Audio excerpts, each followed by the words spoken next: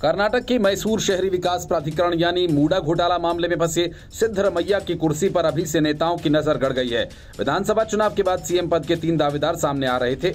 एक सिद्धरमैया, दूसरे डीके शिवकुमार और तीसरे जी परमेश्वरा।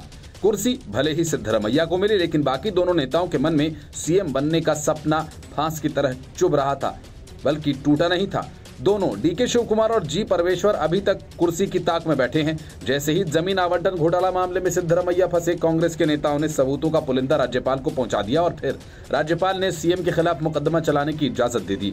राज्यपाल के फैसले का विरोध भले ही कर्नाटक के सारे नेता कर रहे हैं, बीजेपी के खिलाफ आंदोलन करने की तैयारी कर रहे हैं, लेकिन ये सब गुटों में बटी कांग्रेस के लिए दिखावटी है, क्योंकि जी परमेश्वर अब खुलकर सीएम पद की दौड़ में सामने आ गए।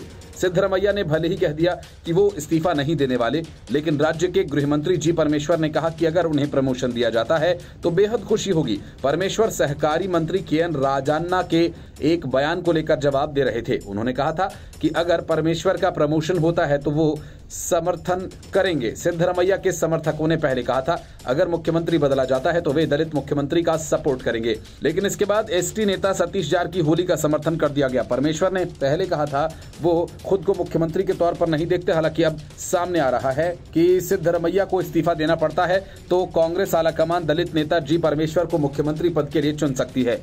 इस बीच कांग्रेस ने राजभवन चलो रैली निकालकर राज्यपाल के खिलाफ प्रदर्शन किया और कहा कि सिद्धरमैया के खिलाफ केस चलाने के फैसले पर पुनर्विचार करें। रिपोर्ट्स में कहा जा रहा है कि हाईकोर्ट में मामले की सुनवाई की वजह से अभी कांग्रेस कोई फैसला नहीं लेने जा रही। वहीं जी परमेश्वर ने कहा कि मूडा केस ने एक बड़ा मोड़ ले लिया, कोर्ट में क्या होगा बाद में देखा जाएगा। फिलहाल हम लोग राज्यपाल के खिलाफ प्रदर्शन करेंगे। कानूनी लड़ाई के बीच कांग्रेस ने कर्नाटक के सभी जिलों में मोर्चा खोल दिया और विरोध प्रदर्शन कर रही है। अगर इससे कोई फायदा नहीं मिलता तो कांग्रेस के पदाधिकारी राष्ट्रपति द्रौपदी मुर्मू से भी मुलाकात कर सकते हैं। परमेश्वर ने कहा कि हम लोगों ने राज्यपाल को पर्याप्त सबूत दिए हैं, लेकिन वो मानने को तैयार नहीं। हमें नहीं पता कि कोर्ट क्या फैसला लेगा, लेकिन राज्यपाल को इसकी जानकारी देना जरूरी था, इसलिए उन्हें मामले से संबंधित सारे फाइल्स भेजे गए। मतलब साफ है, पहले तो राज्यपाल को सारे सबूत थमा दिए गए और अब उनका विरोध महज एक सियासी ड्रामा है, जबकि हकीकत सबकी नजर सीएम की कुर्सी पर है कि सिद्धरमैया नपे तो उनकी लॉटरी लग जाए।